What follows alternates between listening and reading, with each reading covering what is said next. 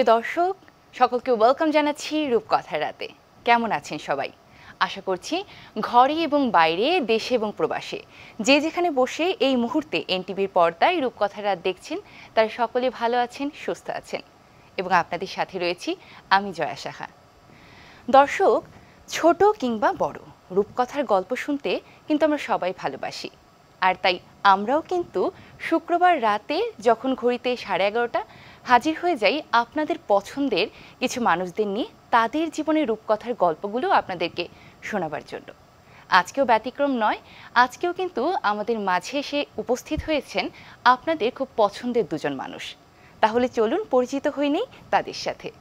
আমাদের সাথে আজকে রয়েছেন বাংলাদেশের একজন জনপ্রিয় অভিনেতা, একজন টিভি নাটক প্রযোজক এবং নাট্য পরিচালক। এবং তার সম্পর্কে যদি আরও একটি বলি, তিনি কিন্তু তার হাস্য রসাত্মক চরিত্রে অভিনয়ের মধ্য দিয়ে তার দর্শকদের মনে বিশাল একটা জায়গা করে নিয়েছেন। তিনি আর কেউ নন, তিনি আমাদের সবার প্রিয় শামীম জামান।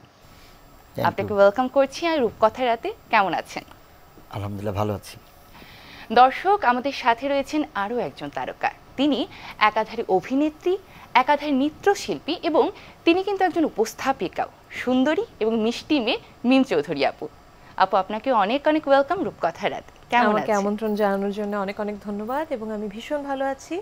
আজকে শামীম ভাই আছেন, তুমি আছো, ভীষণ সুন্দর একটা আড্ডা দেব তাই আশা করছি। একদম।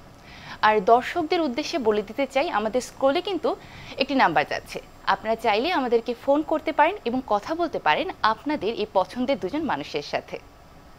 আশা করছি চমৎকার একটি সময় কাটবে, অনেক অনেক আড্ডা হবে, গল্প হবে। আচ্ছা, প্রথমেই আমি একদম শুরুতে চলে যাই, এখন ব্যস্ততা কি রে যাচ্ছে দুজনেরই? ভাইয়া আগে। ব্যস্ততা তো আসলে যেহেতু আমাদের আমার পেশা নাটক নিয়ে ব্যস্ততা। নাটকের বাইরে তো আর কিছু করা হয় না। সিঙ্গেল নাটক এর মধ্যে করলাম কয়েকটা, আবার সামনে আগামীকাল থেকেই শুটিং আছে, আবার 28 তারিখ থেকে শুটিং আছে। এই এখন স্ক্রিপ্ট পড়া, স্ক্রিপ্ট কালেকশন করা, কাস্টিং করা, একটা নাটক করতে হলে এগুলো অবশ্য আমি নিজে অভিনেতা এবং পরিচালক হিসেবে কাজ করছি, ওখানে অনেক কাজ থাকে, সেই কাজগুলি করছি। তো প্রি প্রোডাকশনের কাজ চলছে আর কি নাটকগুলোর, এই ব্যস্ততা। আচ্ছা, আশা করছি আমরা সামনে আরো দুর্দান্ত কাজ দেখতে পাবো। আপু, ব্যস্ততা কি নিয়ে যাচ্ছে? শুরুতে তুমি বললে যে বিনোদন জগতের বেশ কিছু শাখায় আমি বিচরণ করে বেড়াই। তো একাধারে অভিনয় করছি, একক নাটক গতকাল একটি শুটিং করে এলাম, উপস্থাপনার কাজ চলছে, নাচের অনুষ্ঠান আছে সামনে বিদেশে প্রবাসে, তো সেটার একটু প্রিপারেশন চলছে। তো এইগুলো নিয়ে আপাতত ব্যস্ত আছি। আচ্ছা, আরেকটা প্রশ্ন, যেহেতু আপনি একজন উপস্থাপিকা, একজন উপস্থাপিকার কাছে প্রশ্ন, উপস্থাপিকা যখন গেস্ট হয়ে আসে তখন তার কেমন লাগে? তখন আরও ভীষণ বেশি নার্ভাস লাগে, কারণ তখন দেখা যায় ফোকাস পয়েন্টটা যখন আমি হয়ে যাই তখন কিন্তু আমার কথা বলার সময় মনে হয় আচ্ছা আমি কি ঠিক বলছি না ভুল বলছি। যখন আমার সামনে কেউ থাকে তার সাথে গল্প করছি তখন আমি বিষয়টা পুরোপুরি নিয়ে নিই যে আমি আমার গেস্টের সাথে গল্প করছি, কিন্তু এখানে যখন উত্তর দিতে হয় তখন মনে হয় যে না, অনেকের নজর আমার উপর আছে। এক্স্যাক্টলি, মনে হচ্ছে যে কি প্রশ্ন আসবে তারপরে, তাই না? আচ্ছা, আমি আবার ভাইয়ের কাছে চলে যাব। ভাইয়া, সাইফুজ্জামান থেকে শামীম জামান, এই গল্পটা শুনতে চাই। কিভাবে নামটা সাইফুজ্জামান থেকে শামীম জামান হয়ে উঠলো নাট্যপাড়ায়? এইটা আসলে বেসিক্যালি আমি তো আমার ক্যারিয়ার শুরু হয়েছে মঞ্চ দিয়ে। আমি আরণ্যক নাট্যদলের সাথে যুক্ত অনেক বছর, তো তখন আমি মঞ্চেই কাজ করতাম। তারপরে টেলিভিশনের ছোট ছোট কাজ শুরু হলো। তখন তো বেসিক্যালি বাংলাদেশ টেলিভিশন ছিল, বিটিভি। আর আমাদের একটা নিয়ম ছিল, নিয়ম বলতে কি মঞ্চের একটা অঘোষিত একটা ব্যাপার ছিল যে মঞ্চে বেশ কিছুদিন না যাওয়া পর্যন্ত টেলিভিশনে কাজ করা ঠিক না, এরকম একটা ব্যাপার ছিল। তারপরেও আমি একটা সময় আমাকে কেউ কেউ ডাকতো, টেলিভিশনে কোনো ছোটো ছোটো কাজ হতো। তারপরে এক সময় প্যাকেজ শুরু হলো, প্যাকেজ নাটক। তারপরে ওই সময় বেশ নাটকের একটু ব্যস্ততা শুরু হলো মঞ্চের সাথে সাথে। তো তখন আমার আসলে মূলত সার্টিফিকেট নেমবে যে মূল যে নামটা সাইফুজ্জামান। তো কোনো একটা সেটে আমি তখন অভিনয় করছিলাম, তো আমার নামটা একটু মনে হচ্ছে জটিল, সাইফুজ্জামান। তো আমার ডাকনাম হচ্ছে শামীম। তো আমাকে একজন বলল, আমাদের এক বন্ধু মানুষ, সে অ্যাসিস্ট্যান্ট ডিরেক্টর ছিল তখন, ও যে নামটা তুই শামীম জামান কর। আমি যে ঠিক আছে, হতে পারে। অনেক ভেবে যে করেছি সেটাও কিন্তু না, যে এটা ভাবনার মধ্যে ছিল এরকম একটা কিছু করব, নামটা এরকম হবে, কিছুই না আসলে, নামটা ছোট করার জন্য একজন বলেছে ঠিক আছে, তারপর নিউজ টিউজ হয়েছিল সে সময়, এই ব্যবসার নামটা পরিবর্তন না মানে যুক্ত হয়েছে আর কি, জামানটা সাইফুজ্জামানের জট এখানে শামীমের সাথে লেগে গেছে এই আর কি, এইভাবেই হয়েছে। আচ্ছা, একজন অভিনেতা থেকে নাট্য পরিচালক হয়ে ওঠা, যখন অভিনেতা ছিলেন অন্যরকম একটা এক্সপিরিয়েন্স ছিল, এখন যখন নিজে নির্দেশনা দেন তখন কেমন লাগে? দুটি আলাদা সত্তা আসলে, সরি, সত্তা দুটো আলাদা। শিল্পের মাধ্যমেই যখন অভিনয় করি, অভিনয় ভালো লাগে, ভালোবাসি, অভিনয় মন দিয়ে করি, চেষ্টা করি। তারপরে যখন পরিচালক হলাম, ওটা আবার বড় দায়িত্ব, আরও বেশি দায়িত্ব। তো এখন একটা পরিচালকের তো অনেক কাজ থাকে, ওটা আবার আলাদা মজা।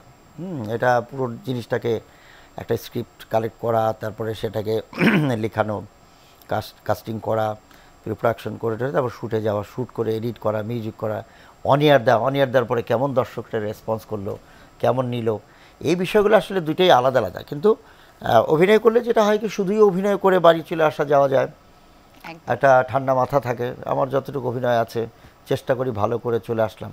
কিন্তু ডিরেক্টরের কাজ করতে গেলে আসলে এটা অনেক প্যারা নিতে হয়, অনেক প্যারা থাকে। তো দুইটা আমার কাছে দুইটাই ভালো লাগে আসলে সত্যিকার অর্থে। আর এখন তো আমি বেসিক্যালি অভিনয় খুবই কম করি, অন্য কারো নাটকে আমার খুবই কম করা হয়, যদিও আমাকে অনেকে ডাকেও না, আবার আমি ওরকম সময় পাই না, যেহেতু নিজে ডিরেক্টরিয়াল কাজ করি, অনেক কাজ করতে হয়।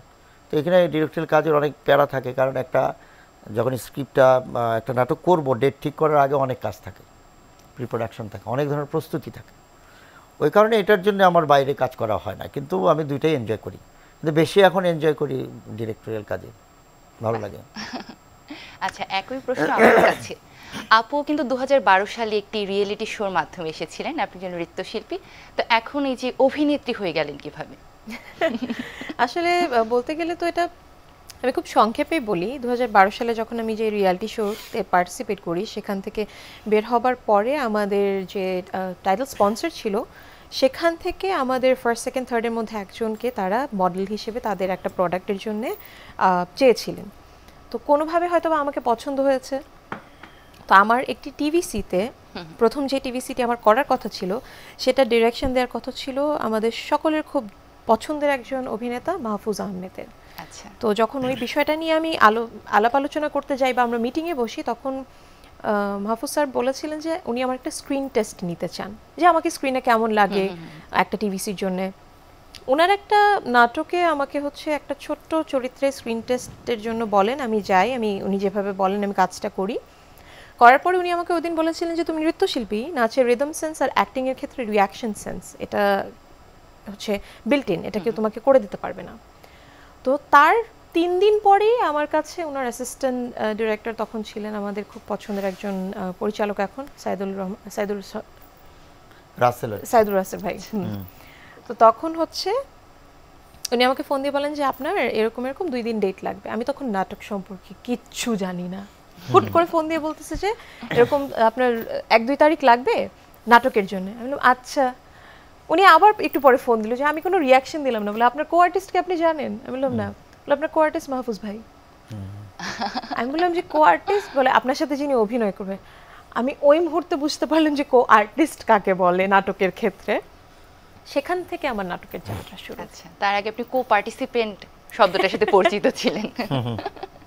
আচ্ছা, ভাইয়ের কাছে জানতে চাই, দর্শক আগে জানতে চাই, আজকে শামীম জামান হয়ে ওঠার যে পেছনের গল্পটা একদম ছোটবেলা থেকে যদি বলেন, কিভাবে আজকে শামীম জামানকে আমরা পেলাম? এটা অনেক বড় গল্প, এটা তো শেষ হবে না, সময় আছে, আমরা এটাই শুনি, এটা শেষ হবে না, এটা অনেক বড় গল্প। তবে সংক্ষেপে কিছু বলা যায়, সেটা হচ্ছে যে আমি ছোটবেলায় একটু মানে কালচারাল অঙ্গনে যুক্ত ছিলাম ছোটবেলা থেকেই। আমি ক্লাস 5-6-এ যখন পড়ি, তখন থেকেই স্কুলে যখন পড়তাম গ্রামে, তখন স্কাউটিংয়ের সাথে যুক্ত ছিলাম, গান বাজনা কোথায় কি হচ্ছে। তারপরে আমি যাত্রা করেছি অনেকে, মানে গ্রামে কিন্তু শৌখিন যে যাত্রা হয়, যেটা আমার নানার বাড়িতে থেকে যেটা করেছি মামাদের সাথে, তো বছরে 2 বার যাত্রা হয়, একটা চৈত্র মাসে হয় আর একটা হচ্ছে শীতের সময় হয়। তো যাত্রা করতেন ওনারা, তো যাত্রার সাথে থাকতাম। তো আমার আবার ছোটো হিরোর পাঠ দিত। যাত্রাটা একটা নিয়ম আছে যে হিরো বড় হয়ে যায়, মানে ছোটোবেলায় একটা হিরো থাকে, পরে আবার বড় হয়ে যায়। আমার মামারা হয় তখন হিরোর অভিনয় করতো। এইরকম প্রচুর অভিনয় তখন আসলে বেসিক্যালি করেছি গ্রামে। তো তো তখন স্কুলে যখন বাৎসরিক নাটক হতো সেটার সাথে যুক্ত থাকতাম, সব কিছুর সাথেই আসলে যুক্ত থাকতাম।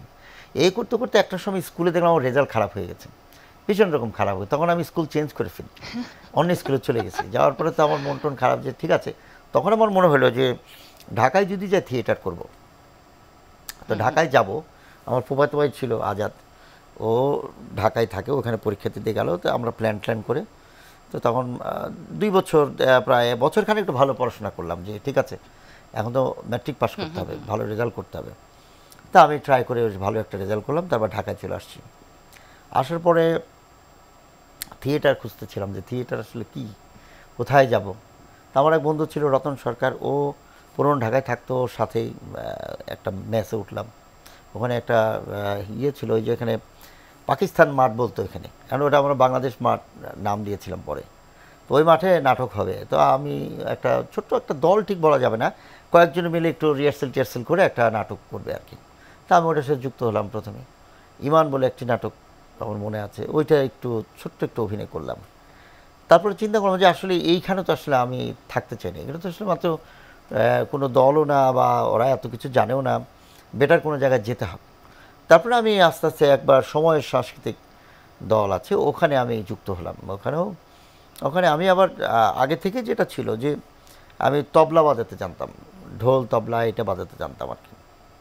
এটা শিখেছিলাম ক্লাস, তখন ইন্টারমিডিয়েট বা ফার্স্ট ইয়ার এরকম শিখলাম। তো ওইটার কারণে আমার ওই দলে যেখানে ছিলাম ওখানে আমাকে ঢোল টোল বাজাইতে হইতো, একটু অভিনয় টভিনয় একটু কম, তো ঢোল বাজাতাম, পথনাটক করতাম ওই সময় 90-এর। তার পরবর্তীতে আমি চিন্তা করলাম যে এখানে আমার থাকা ঠিক হবে না, দল চুজ করলাম আর কি। আমি ওইখানে 6 মাসের মতো এরকম ছিলাম। দল চুজ করে পরে দেখলাম যে আরণ্যক নাট্যদল আমি পেয়ে গেলাম। পাওয়ার পরে মনে হলো যে না, আসল নাট্যচর্চাটা আমার এখান থেকেই হবে। এইভাবে আমার মঞ্চের যাত্রা। তারপরে মঞ্চে তো দীর্ঘ সময় মঞ্চে কাজ করেছি, টেলিভিশনে কাজ করিনি, কারণ তখন টেলিভিশনে কাজ করব বা মিডিয়াতে কাজ করবো এরকম মিডিয়া তখন ছিল না, একমাত্র বিটিভি ছিল। পরবর্তীতে একসময় 21 টেলিভিশন আসলো, তারপরে তো এই চ্যানেলগুলো আসলো। কিন্তু তখন আমরা ওই শুধু মঞ্চে নিয়েই থাকতাম, মঞ্চে কে কত ভালো করতে পারে, ছোট ছোট রোল করতাম। আমাদের দলে তো অনেক সিনিয়র বড় ভাইরা আছেন, বড় বড় তখন টেলিভিশনে ওনারা কাজ করেন। হ্যাঁ, মামুন রশিদ আমার ওস্তাদ, যিনি, উনি তখন টেলিভিশনে এসে নাট্যকার, অভিনেতা। তার পাশাপাশি হাকিম ভাই, নাজমা ভাবি, অনেকেই কাজ করতেন। তারপরে দেখতাম আর কি যে আসলে আমাদের তখন ধারণা ছিল যে টেলিভিশনে তো আমাদের আসলে কাজ করা হবে না, কারণ টেলিভিশনে এমন একটা জটিল জায়গা, ওখানে সহজে চান্স পাওয়া যাবে না, অনেক আর্টিস্ট, তো ওখানে কে কারে সুযোগ দেয়। যাই হোক, তখন আর ওই ভাবনাটা আসেনি। আস্তে আস্তে মঞ্চেই করলাম আমরা, দীর্ঘ সময় মঞ্চে কাজ করে বেশ কিছু মঞ্চ নাটকে অভিনয় করলাম। তারপরে মামুন ভাই আমাদেরকে নিয়ে সংক্রান্তি একটা নাটক বানালো মঞ্চে, ওইটা আমাদের ইয়াং জেনারেশন নিয়ে করলো। আমি আকম হাসান, চঞ্চল, তারপরে জয়রাজ, আমাদেরকে নিয়ে আসলে তৈরি করলো নাটকটা। ওটা একটা সুপার, একটা মঞ্চে সুপার ডুপার হিট নাটক হলো সংক্রান্তি। এই তারপর আমার মঞ্চে আসলে একটার পর একটা করছিলাম।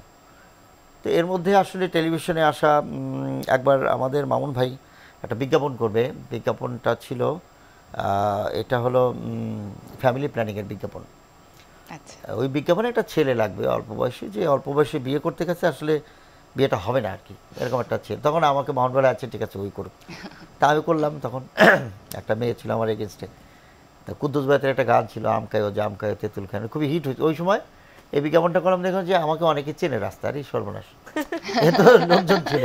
আমার তো আসলে ওই রকম চিনবে কিনা আমাকে, এই কারণ মঞ্চের মানুষের কিন্তু আলাদা একটাই থাকে, আমাদের ওই একটু চিনবে মানুষ, এইটা হবে, এইগুলোর তো ইয়ে ছিল না আমাদের।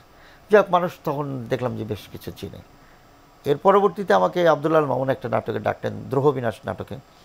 ওই নাটকটা তখন টেলিভিশন উনি ছিলেন, তো টেলিভিশনে আমাকে ডাকলেন। আমি তো টেলিভিশন এনলিস্টেড না তখন, তো উনি স্পেশালি আমাকে 21শে ফেব্রুয়ারি বিশেষ একটি নাটক উনি আমাকে করালেন, মেইন কাস্টিং। খুব ভালো নাকি অভিনয় করেছিলাম। তখন পত্রপত্রিকা পড়ার দিক থেকে প্রচুর লেখালেখি, তখন অনেক যায় দিন একটা পত্রিকা ছিল, ছোট্ট লিখতো, কিন্তু ওটার অনেক ইয়ে ছিল, ভারী কি ছিল, এবং সব পত্রিকায় আমার ইন্টারভিউ ছাপা, অনেকে ইন্টারভিউ নিচ্ছে। আমি দেখলাম তো খুব ভালো অভিনয় করছি মনে হয়। এরপরে একটু গ্যাপ পড়লো। তারপরে 21শে টেলিভিশন আমার একটা নাটক গেল দয়াগঞ্জ, আমি আর তারিন অভিনয় করেছিলাম, তারপরেও বেশ ব্যাপক একটা আসলো। এরপরে স্ট্রাগলটা শুরু, 21 বন্ধ হয়ে গেল। তারপরে চ্যানেলগুলো আসলো, চ্যানেল তো মাত্র তখন শুরু হয়ে গিয়ে আমাদের স্যাটেলাইট চ্যানেলগুলো, আস্তে আস্তে আমাদের ওই কাজও তখন আর অত হয়নি। তবে দীর্ঘ সময় এটা মানে যুদ্ধ করতে হয়েছে কাজের সাথে, এই এত দূরে আসার পিছনে অনেক যুদ্ধ, মানে এটা শেষ করা যাবে না। আমি স্ট্রাগল পিরিয়ডটা বলিনি, আমি তো বললাম নাটকের স্ট্রাগলের যে একটা বড় একটা ইয়ে ছিল, যেইটা আমাকে, আমি মনে করি আমাকে একটা মানুষ করে তুলেছে। এই স্ট্রাগলটা না করলে আমি মানুষ হতে পারতাম না। এটা মানুষটা হওয়া জরুরি। নাটকের চাইতে বেশি জরুরি হচ্ছে an actor must be necessarily good man. তাকে অবশ্যই ভালো মানুষ হতে হবে। ভালো মানুষ হতে হলে স্ট্রাগল পিরিয়ড পার করতে হবে, সবই দেখতে হবে, পজিটিভ নেগেটিভ সব দেখে তারপরে নিজের মানে ক্যারিয়ার তৈরি। কখনো হতাশা, কখনো কাজ নাই, কখনো কিছু নাই। আর আমরা তো থিয়েটার করে যেটা করেছি, থিয়েটার তো আর্ন ছিল না আমাদের জন্য। মামুন ভাই একটা ডে থিয়েটার করেছিলেন, সেটা আমরা স্কুলে শো করতাম। স্কুলের বাচ্চারা মায়ের কাছ থেকে 5 টাকা 10 টাকা নিয়ে এসে দিত, আমরা ওইটা দিয়ে আসলে কিছু এরকম কিছু চলেছে। কিন্তু এটা ব্যাপক স্ট্রাগল, এটা মানে বলা যাবে না। এখনকার যে সুযোগ সুবিধা, একটা ছেলে মেয়ে সেটে গেলেই হয়তো একটা টাকা পেয়ে যায়, আমাদের তো ওইটা ছিল না। খুবই একটা বাজে সময় পার করে, কিন্তু বাজে সময় বলবো না, ওটাও একটা আনন্দ ছিল। কষ্ট করে করে যে পাওয়ার একটা আনন্দ, সেটা ছিল। মানে ওই কারণেই হয়তো ওই যে ভিত্তিটা তো এত মজবুত হয়েছে, যে কারণে এত এখনো পর্যন্ত আছি। শামীম জামান আলহামদুলিল্লাহ, এই আর কি। আচ্ছা, এই স্ট্রাগলের গল্পটা শুনবো। এবার মিমাপুর কাছে আবার চলে যাই। আপুর পেছনের গল্পটা যদি আমাদের দর্শকদের জানান। আমার পেছনের গল্পটা মোটামুটি ভাইয়ের সাথে মেলে, কারণ যারাই সাংস্কৃতিক অঙ্গনে শেষ পর্যন্ত অংশগ্রহণ করে, প্রত্যেকের ভেতরেই সাংস্কৃতিক অঙ্গনের কোনো না কোনো একটা অংশ তাদের চোখে তাক লাগে। আমার ক্ষেত্রে ছিল নাচ। আমি ছোটবেলা থেকেই নাচ খুব পছন্দ করতাম, গান শুনলে নাচতাম। যখন কোনো শিক্ষা ছিল না, তখন আমার স্কুলে একটা অনুষ্ঠানে আমি পারফর্ম করতে চেয়েছিলাম, বাট তখন আমাকে পারফর্ম করতে দেয়া হয়নি, কারণ আমি আমার নাচের কোনো ব্যাকগ্রাউন্ড ছিল না, আমি নাচ শিখিনি। খুব মন খারাপ ছিল, বাসায় গিয়ে খুব কান্নাকাটি করেছি, চিৎকার করেছি। তখন আমার নানু হচ্ছে পাশের বাসা থেকেই, তখন তো প্রতিবেশীদের একটা ভালো সম্পর্ক, নানু আমাকে পাশের বাসা থেকে আম্মুকে জিজ্ঞেস করছে কি হয়েছে, বলে না স্কুলে নাচতে চেয়েছিল দেয়নি অ্যানুয়াল ফাংশনে। তখন বললো যে ও নাচ করতে চায়, বলে হ্যাঁ। তখন আমার গুরু শিবলি স্যারের ভাগ্নি হচ্ছে আমার নানুদের উপরে ফ্ল্যাটে থাকে, উনি বললো আচ্ছা ঠিক আছে আমি কথা বলছি। ওনার সাথে কথা বলে স্যারের অ্যাড্রেস দিল, স্যারের বাসায় গেলাম। ওখান থেকে নাচের যাত্রাটা শুরু, তালিম নেওয়া শুরু করলাম। তারপর আমি তাঞ্চল পারফর্মিং আর্টস একাডেমি থেকে ডিপ্লোমা করেছি। শামীমা রানিপা এবং শিবলি মোহাম্মদ আমার দুজন গুরু, তাদের কারণে আজ আমি এখানে আছি আমার বাবা মার পরে। তো আমি একদমই আমার ধ্যান জ্ঞান নাচ ছিল ভাইয়ের মতো, যে টেলিভিশনে আসবো, অভিনয় করব বা কোনো অন্য কিছুই ছিল না। আমিও মঞ্চের অন্য একটা সাইডে, এবং সবসময় চাইতাম যে একজন ভালো নৃত্যশিল্পী হয়ে দাঁড়াতে চাই, পক্ত একটা জায়গা চাই। তখন শিবলি স্যার বললেন যে অভিজ্ঞতার জন্যে তুমি একটা রিয়ালিটি শো হচ্ছে, ওটায় আমি থাকছি, পার্টিসিপেট করতে পারো। আম্মুকে বলে যে ভাবি আপনি নিয়ে যেতে পারেন, অভিজ্ঞতা হবে, হাজারো ছেলেমেয়ের মধ্যে একটা এক্সপিরিয়েন্স হবে। আমিও আসলাম এক্সপিরিয়েন্সের জন্য। ফার্স্ট রাউন্ড পার করলাম, জিতে গেলাম। সেকেন্ড রাউন্ড পার করলাম, কোয়ালিফাইড। করতে করতে করতে করতে কখন যে গ্র্যান্ড ফিনালেতে চলে আসলাম সেটা টেরই পাইনি। গ্র্যান্ড ফিনালেও হয়ে গেল। তারপরে ঘটনাটা তো জানোই। আমার বাবা খুব ভালো বাঁশি বাজান, ফুটবলার ছিলেন। আমার মা খুব ভালো নাচেন, হয়তো বা তালিম নেননি, কিন্তু সাংস্কৃতিক মনা বিষয়টা আছে। তো আমার পরিবারের ওই সাপোর্টটা ছিল দেখে আমি আস্তে আস্তে পড়াশোনার পাশাপাশি নাচ করলাম, এবং প্রচণ্ড পরিমাণে খেলাধুলা পছন্দ করতাম। টম বয় ছিলাম স্কুল লাইফে, সবসময় দৌড়াদৌড়ি, ড্রাম বাজাতাম, কমান্ড দিতাম। মানে মানুষটা অন্যরকম একটা মানুষ ছিলাম। তো এখন আস্তে আস্তে সময়ের সাথে একটু নরম সরম হয়ে এসেছি আর কি। আসলে এই জায়গাটায় না আমিও একটু রিলেট করতে পারি। আমিও আগে থেকে উপস্থাপনা করতাম, তো কখনো ভাবিনি টেলিভিশন উপস্থাপনা করব, শুধু উপস্থাপনাটাই করতে চেয়েছিলাম। অনেক গল্প হচ্ছিল, এবার যদি আরেকটা বিষয় জানতে চাই। আমরা দেখেছি বিভিন্ন নাটকে আপনি বিভিন্ন আঞ্চলিক ভাষায় কথা বলেছেন, বা আপনি পারদর্শী আঞ্চলিক ভাষায়। তো আপনি কি মনে করেন একজন অভিনেতার বা অভিনেত্রীর বিভিন্ন ভাষা জানা কতটা গুরুত্বপূর্ণ? অনেক গুরুত্বপূর্ণ, অনেক। মানে একজন অভিনেতা বা একজন অভিনেত্রী সব ধরনের চরিত্রেই অভিনয় করা উচিত, তাহলে তো পরিপূর্ণ অভিনেতা বা অভিনেত্রী বলা যাবে না তাকে। তো এর জন্য চর্চা লাগবে। এটা ইদানিংকাল এখনকার চর্চার এটা ভিন্ন, বাট আমরা যেভাবে করেছি আসলে বেসিক্যালি ওটার উপরে অনেক চর্চা করেছি। চর্চা করে আসলে রপ্ত করেই এই ভাষা বা এই চরিত্রগুলো আমরা আসলে উপস্থাপন করেছি। এখনকার জেনারেশনের জন্য খুবই জরুরি, এটা এখন নাই বলতে গেলে। আমি মনে করি অবশ্যই একজন অভিনেতার জন্য অনেক ধরনের ভাষা জানা দরকার। আমি যেমন আমার সাথে যদি অনেকে অভিনয় করতে আসে নতুন বা যে কোনো চরিত্র করার জন্য কাউকে ডাকি বা ফোন করি, আর যদি আছে কোনো এলাকার ভাষা জানেন এটা বলি, আমি জিজ্ঞেস করি, তো না জানি না ভাইয়া। কারণ যার বাড়ি ধরেন যে নোয়াখালী, যে নোয়াখালী ভাষা জানে না এটা তো হতে পারে না। তো অবশ্যই জানবে, তার মাতৃভাষা সবাই জানে। অনেকেই বলে বসে না না আমি তো এটা জানি না। তখন আমার কাছে আমি বললাম যে আচ্ছা কেন বলছেন এটা, জানেন না কি মানে ইচ্ছা করে বলছেন যে না জানলে বোধ হয় এটা ডিসক্রেডিট। আসলে ওই তো একজন অভিনেতা বা অভিনেত্রীর জন্য ক্রেডিট, জানবে না কেন, জানা উচিত, অবশ্যই জানা উচিত। এইটুকুই বলবো যে পরিপূর্ণ অভিনেতা হতে হলে সব ধরনের চরিত্র অভিনয় করা উচিত, সব ধরনের ভাষাও জানা উচিত। এই আরেকটা জিনিস দেখা গেছে যে আপনি যখন অভিনয় করেছেন আপনি গ্রামীণ জীবনকে বেশি প্রাধান্য দিয়েছেন শহুরে জীবনের চেয়ে আপনার অভিনয়। আমি গ্রামের ছেলে তো এই জন্য গ্রামের ছেলে বলতে কি আসলে আমি ছোটোবেলাতে গ্রামের থেকেই ঢাকা শহরে এসেছি, কিন্তু আমার গ্রাম অনেক টানে আর কি, অনেক বেশি টানে। মানে গ্রাম তো গ্রাম তো একটা দিগন্ত ব্যাপার স্যাপার আছে। গ্রাম মানে একটা চোখ দিকে যেদিকে তাকানো যায় সেদিকে তো একটা আলাদা মানে কি বলবো একটা মনে হচ্ছে ডুবে যাওয়া যায় আর কি। এইসব কারণে গ্রাম আমার অনেক পছন্দ। ওই কারণে আমরা আসলে মানে শহরের জীবনযাপন, শহরের নাটক আমার কাছে মনে হয় যে একটু মানে ইটকাঠের মধ্যে নাটকের গল্প কতটুকুই করা যায়, এটা আমার কাছে প্রতিবন্ধকতা মনে হবে। আর অনেক ডিরেক্টর অনেক ভালো বানান যারা শহরের গল্প বানান, বাট আমি গল্পটা শহরের চেয়ে গ্রামটা বেশি স্বাচ্ছন্দ্য বোধ করি। অভিনয় করেছি বেশি গ্রামের নাটকে, এখন আমি নাটক যে তৈরি করি সেখানে গ্রামের নাটকে প্রাধান্য বেশি দিই। গ্রামকে অনেক বড়ভাবে দেখানো যায়, অনেক কিছু দেখানো যায়, ডেপথ অনেক বড়। এই আর কি। আচ্ছা, এবার আবার মিমাপুর কাছে চলে আসবো। আপু, চলচ্চিত্রে অভিনয় করা হয়েছে, আপনি সাকিব খানের বিপরীতে কাজ করেছেন ভালোবাসা এক্সপ্রেসে। তারপরে এখন আমরা মানে নতুন কোনো চলচ্চিত্র কি দেখতে পাবো বা ইচ্ছে আছে কিনা কাজ করবার? নিশ্চয়ই আমার জীবনের ক্যারিয়ারের একটা সবচেয়ে হাইলাইট বলতে পারি আমি শাকিব খানের সাথে কাজ করার সুযোগ পেয়েছি। এবং বাংলাদেশ চলচ্চিত্র এখন এতটাই উন্নত মানে চলে যাচ্ছে, দর্শক জনপ্রিয়তা আবার ফিরে এসেছে, মানুষ হলমুখী হচ্ছে আবার। এবং এই ভালো কাজগুলো যখন দেখি অবশ্যই একজন আর্টিস্ট হিসেবে আমাদের প্রত্যেকেরই মনে হয় যে এই ভালো কাজগুলোর একটা অংশ আমিও হতে চাই। তো এখন এই মুহূর্তে আমার কোনো পরিকল্পনা নেই, অথবা আমার এখন এটা নিয়ে কারোর সাথে কোনো কথা বলা হয়নি, কিন্তু অবশ্যই আমি চাইবো ভবিষ্যতে বড় পর্দায় কাজ করতে এবং একটা ভালো গল্প, ভালো মেকিং, ভালো ডিরেক্টর, ভালো কো আর্টিস্টের সাথে একটা সিনেমাতে কাজ করতে পারা অনেক বড় একটা পাওয়া, এবং এই পাওয়াটা সারা জীবন থেকে যায়। তো আমি আশাবাদী ভবিষ্যতে যদি কারো কাছে মনে হয় আমি যোগ্য, আমি যদি পারি, তাহলে নিশ্চয়ই কাজ করব। আমরাও সে আশা রাখি। একটা ফোন এসেছে, নিয়ে নিচ্ছি। হ্যালো দর্শক, আপনার নামটি বলে কোথা থেকে বলছেন এবং কার সাথে কথা বলতে চান?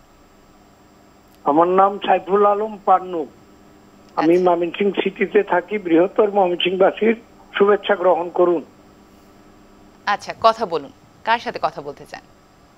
আমি তো তিনজনকে আগে থ্যাঙ্কস জানাচ্ছি। তিনজন কালচারাল পার্সন এখানে আছেন এবং সবাই আমার খুব প্রিয়। আমি অনুষ্ঠানটা দেখি, মাঝে মাঝে কথা বলি, খুব নিজেকে সিক্ত মনে করি কথা বলে। এনটিভি লাইভের এই যে রূপকথার রাত, এটা একটা চমৎকার অনুষ্ঠান, আমি দেখি আর কি। সবসময় কথা সবসময় না বলতে পারলেও আজকে কালচারাল পার্সন যে দুইজন গেস্ট অফ দ্য অনার হয়ে এসছেন, ওনাদের সাথে একটু কথা বলি। আপনি ভালো থাকবেন। শিওর, বলেন। হ্যাঁ, নির্মাতা অভিনেতা শামীম ভাই কেমন আছেন? আছি আলহামদুলিল্লাহ, ভালো আছি। আপনি ভালো আছেন তো? আমি অনেক ভালো আছি। এই অনুষ্ঠানের মাধ্যমে অনেক কিছু জানলাম এবং শেষ পর্যন্ত থাকবো, আরো আপনাদের সম্বন্ধে অনেক কিছু জানলে আমার অনেক ভালো লাগবে। Thank you. আসলে মন চায় আমরা ঘন্টার পর ঘন্টা কথা বলি, দেখা হোক, হয়ে ওঠে না আর কি। অনেক ভালো থাকবেন। জি জি, দোয়া করবেন আমাদের জন্য, আমরা ভালো কিছু দিতে পারি। আর আমাদের আরেক প্রিয় অভিনেত্রী মিম চৌধুরী, সব দিক থেকে তার চলন বলন আচরণ সব সময় খুব ভালো লাগে। বোন কেমন আছো? আলহামদুলিল্লাহ ভালো আছি, আপনি আমাদের সাথে যুক্ত আছেন, এটা খুব ভালো লাগছে। খুব ভালো লাগছে। তুমি তো সেই ছোটবেলা থেকেই দেখি যে অনেক এনজয় করে করে বড় হইলা। তোমার কাছে যা শুনলাম, এটাও তো উপরওয়ালার একটা অনেক বড় দান। এভাবেই যেন জীবনটা শেষ দিন পর্যন্ত সবারই চলে, আমরা যেন সবাই সুস্বাস্থ্য এবং দীর্ঘায়ু পাই। আর অমর হোক আমাদের এই এনটিভির এই অনুষ্ঠানটি, এই আল্লাহর কাছে চাওয়া। আমার জন্য দোয়া চাই। সবাই ভালো থাকবেন। জি, ধন্যবাদ দোয়া দর্শক রাখবেন। আমাদেরকে ফোন করবার জন্য। আচ্ছা, শামীম ভাইয়ের কাছে আবার চলে যাই। সেটি হচ্ছে এই যে আপনি এত কিছুর পাশাপাশি লেখালেখিও করেন, আমরা কিন্তু জানি আপনি গানও গাইতে পারেন, গানও করেন। সো আজকে কি আমরা একটু গান শুনবো? গান গলা আসলে গানের গলাটার চর্চার দরকার হয়। আসলে আমি মানে একটা সময় হয় কি থিয়েটারের কারণে আমার সব কিছুই হয়েছে। থিয়েটারে তো আসলে একজন শিল্পীকে পরিপুক্ত করে এই কারণে যে থিয়েটার সব কিছু শিখতে হয়, গান জানতে হয়, নাচ জানতে হয়, যেমন ও নাচে ওখানেও নাচের প্রয়োজন আছে, অভিনয় জানতে হয়, লেখালেখির চর্চা হয়, গান বাজনার চর্চা সবই হয়। একজন অভিনেতা যেমন আমি মঞ্চে অনেক চরিত্র করেছি যেখানে গান একসাথে গান গেয়ে নেচে, যেমন আমি সংক্রান্তি করেছি, সেটার মধ্যে আমি স্টেজে প্রথমেই আমার গান নাচ একসাথে, এবং অনেকগুলো গানও আছে এটার মধ্যে। তো ওই কারণে এই যে গানের চর্চা বলি, লেখালেখির চর্চা আবার ওই মঞ্চের থেকে হয়েছে, যেহেতু মামুন ভাইয়ের কাছে কাজ শেখা। তো মামুন ভাই তো একাধারে সবই পারেন, তা আমার ওইভাবে চর্চাটা হয়েছে। কিন্তু গানের চর্চাটা হচ্ছে দীর্ঘদিন থাকে না, আসলে আমি এখন চর্চা করতে পারি না, ওই কারণে গাওয়াটা খুব টাফ। আমার গানের লাইন মনে থাকে না, যেমন আমার লেখা গান আছে অনেক, কিন্তু আমি নিজে পরে আর গাইতে পারি, আমার মনে থাকে না, এটা একটা সমস্যা। হ্যাঁ, শেষে আমরা এক লাইনে হয়তো গিয়ে হয়তো শেষ করলাম আর কি, এই শুনবো। আচ্ছা, আরেকটা জিনিস জানার আছে, সেটা হচ্ছে এই যে থিয়েটার করেছেন, এত রিহার্সেল করেছেন, পড়াশোনার তো 12টা বেজে গেছে। পড়াশোনা 12টা কি, আমার মনে আছে আমি যখন ইন্টারমিডিয়েট পাস করি সিটি কলেজ থেকে, তারপরে তো আমার তো ভর্তি হওয়ার কথা, ঢাকা ইউনিভার্সিটিতে পরীক্ষা দেবো। আর মূলত আমার চারুকলায় পড়ার খুব ইচ্ছা ছিল, চারুকলা আমি পরীক্ষাও দিয়েছিলাম, কিন্তু আমি টিকিনি, কারণ সবসময় নাটকের মধ্যে থাকতাম। তো ছোটোবেলা থেকে আর্ট করার খুব ইচ্ছে ছিল, প্রচুর আর্ট করতাম আমি ক্লাস 6-7 থেকে আর কি। বিভিন্ন রকমের দেখা গেলো যে নানান রকম জিনিস আর্ট করতাম। হ্যাঁ, তো অনেক কলম, তারপরে আপনার রং তুলি, এত কিছু কিনছি আমি। আমার এই ছোটোবেলা আর্টগুলো এখনও আমার কাছে আছে। তো ওই আর্টের খুব নেশা ছিল। তারপরে ভাবলাম চারুকলায় পড়তে পারি কিনা দেখি, পরীক্ষা দিলাম কিন্তু আমি টিকিনি। যাই হোক, পরে থিয়েটারে যেহেতু আছি, পরে আমি আসলে ঢাকা ইউনিভার্সিটিতে পরীক্ষা দেইনি। আমি কেন দেইনি, আমার ওই দিন যেদিন পরীক্ষা ওই দিন শো ছিল আবার, তা আমার এতই নেশা আমি শো করতে চলে গেছি। গ্রেট মিস করছে, আমি বুঝতে পারছি, হয়তো আমার যে রেজাল্ট ছিল হয়তো ভর্তি হতে পারতামও, আমি পরীক্ষাই দিইনি। আচ্ছা, গেল। তারপরে পরে আর কি জগন্নাথে পড়াশোনা করেছি, তো ওখান থেকে মাস্টার্স কমপ্লিট করেছি। আমি যখন আসলে 12টায় এরকম বেজেছে যে আমি যখন মাস্টার্স পরীক্ষা দিই, আমার আশপাশের বন্ধুরা, তখন তো আমি অনেক নাটক করে ফেলছি, আমার ওই দেখে আর তাকায় থাকে, এই আপনি এখানে পড়েন। এরকম ঘটনা ঘটছে আর কি, মানে এরকম অনার্সের সময়, এর সময়। তো যাই হোক, এটা আসলে যে কোনো এক মানে পড়াশোনা বা দুইটা একসাথে না খুব ইয়েটি হয় না। আর কিন্তু আমার পড়াশোনা বাদ দিইনি কখনো, আমি তো পড়াশোনা করেই গেছি, কিন্তু ওই যে সিজনাল পড়াশোনা আর কি। কিন্তু সারা বছর নাটক নিয়েছিলাম, কি এক উন্মাদনা নাটকের, কি একটা পাগলামি, জানি না এই পাগলামির কারণে হয়তো আজকে এই অবস্থানে আসতে পেরেছি। আর না হলে হয়তো কোনো একটা কর্পোরেট জব করতাম বা অন্য কিছু হতো। আমাদের অনেক বন্ধুরাই জব করে, তাদের জীবনও ভালো, আর আমাদের অনেক বেশি মানে অনেক বেশি স্ট্রাগলের মধ্যে, তো এত বেশি আঁকা বাঁকা জীবন, পিচ্ছিল, এই পড়ে যাচ্ছি, এই উঠতেছি, মানে কি যে লাইফ, একটা লাইফ নিয়ে জুয়া খেলেছি। মানে মূল কথা যে জুয়ার মধ্যে কি আছে, আদৌ কি ভালো কিছু পাবো না কি না, এইভাবে। এই কারণে সব কিছু হয়েছে। এখন বুঝতেছি হ্যাঁ ঠিক আছে, ভালোই লাগছে এখনকার লাইফটা, এই আর কি। আপনি আসলে শিল্পের সাথে বসবাস করেছেন। এক্স্যাক্টলি, হ্যাঁ, ওইটা বলা যাইতে পারে যে আসলে শিল্পের সাথেই বসবাস করেছি, এর বাইরে আর কিছুই ছিল না, কোনো ভাবনা ছিল না, কোনো চিন্তা ছিল না। হ্যাঁ, পাশাপাশি স্ট্রাগলটা ছিল, স্ট্রাগল ফ্যামিলির সাথে, মানে এটা ফিনান্সিয়াল একটা ব্যাপার ছিল। তো শিল্পীদের জীবনে কষ্ট হবে না এমন তো হয় না, এটা আমাদের একটা নাটকের ডায়লগ ছিল। তাই শিল্পী হয়েছে তোমার বাড়িতে চাল থাকবে না, এটাই স্বাভাবিক। তো ওই রকম অবস্থায় একসময় পার করেছি আর কি। তো পরবর্তীতে টেলিভিশনে কাজ করে আস্তে আস্তে সেই জায়গাটাও ঘুচে গেছে। তো স্ট্রাগলটা অনেক বেশি হয়েছে, পড়াশোনার সব কিছু মিলিয়ে আমি মনে করি যে এখন আমার কাছে মনে হয় এটাই আমার কাছে ভালো লাগে।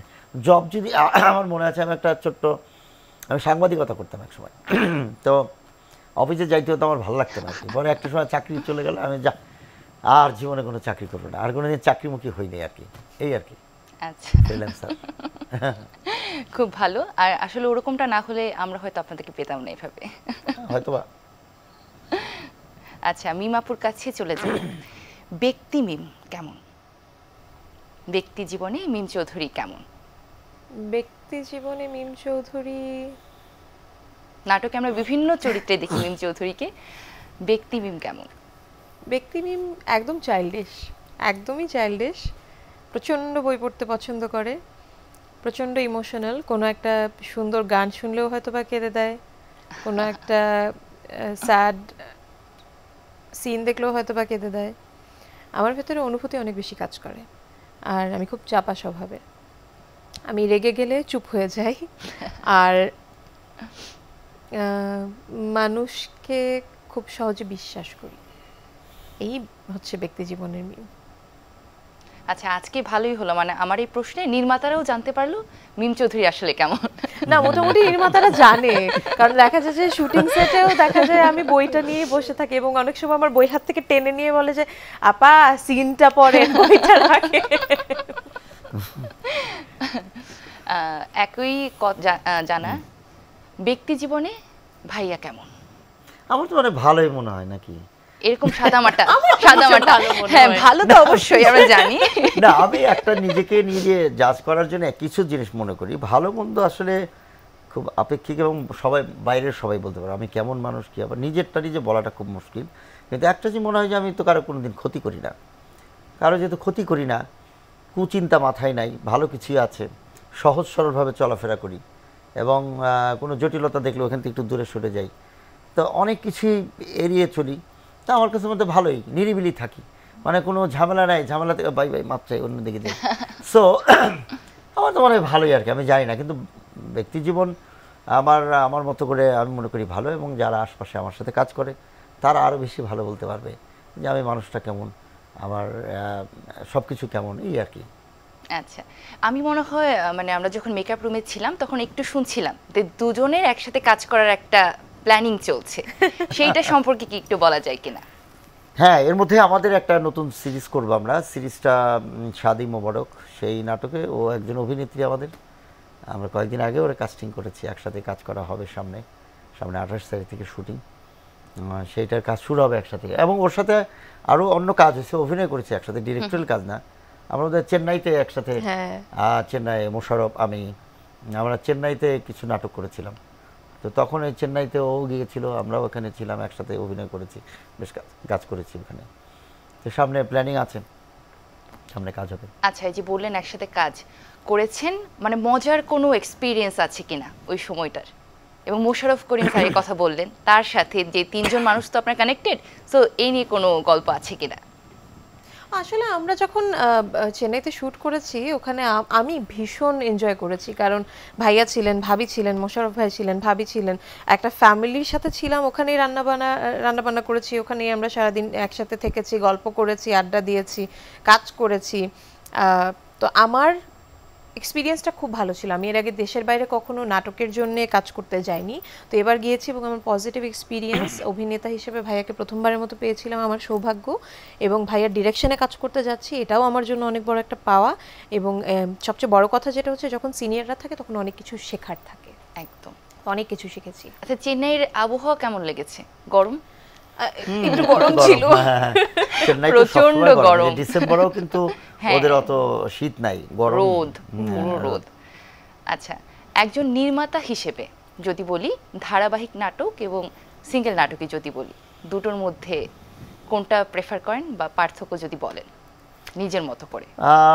পার্থক্য তো আসলে একটা ছোট গল্প আর একটা উপন্যাস, বিষয়টা এরকম আর কি। তো ছোট গল্প তো একটু মজা করে বানানো যায় আর কি, আসলে সিরিজটা অনেক মজা করে বানানো যায় না এখনকার পরিপ্রেক্ষিতে, কারণ এখন বাজেটের যে অবস্থা দাঁড়িয়েছে তাতে এই আমার তো মনে হচ্ছে সামনে ডিরেক্টরিয়াল কাজ ছেড়েই দেবো কিনা, এছাড়া আর কোনো পথ নেই। কারণ প্রত্যেকটা জায়গায় বাজেট এত সংকীর্ণ হয়ে গেছে, আদার্স আর্টিস্টের বাজেট সব কিছু মিলে অনেক বেড়ে গেছে। এবং আমি মনে করি যে আজকে আমি চ্যানেলে আছি, চ্যানেল সবগুলো চ্যানেলই দায়িত্ব থাকবে আমাদেরকে একটু বাঁচিয়ে রাখা, মানে বাজেটটা একটু বাড়ানো, এটাও আমাদের দাবি থাকবে। কারণ শিল্পী তো অনেক শিল্পীরা কাজ করে, বাজেটটা কমে যাওয়ার কারণেই আসলে এই কাজগুলো করা।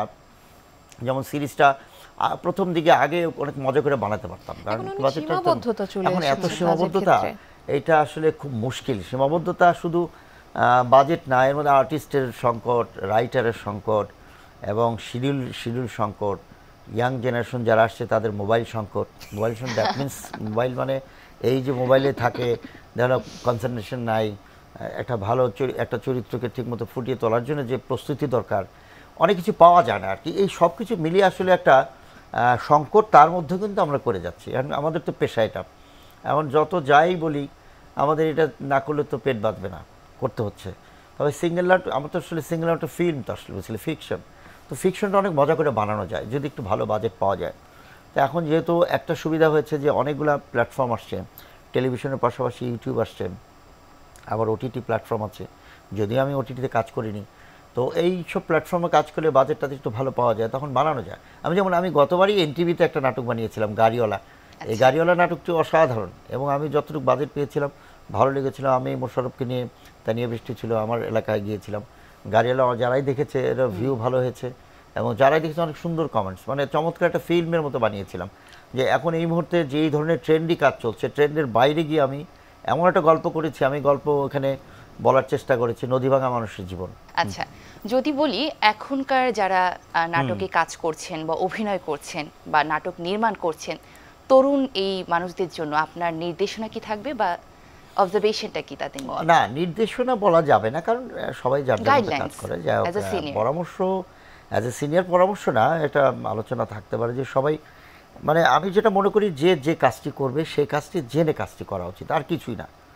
মানে আমি এই সেক্টরে কাজ করব, এই সেক্টর সম্পর্কে কিছুই জানবো না, আমি ডিরেক্টরিয়াল কাজ করব, ডিরেক্টরিয়াল কাজ সম্পর্কে কিছুই জানবো না, কোনো পড়াশোনা থাকবে না, তা তো হয় না।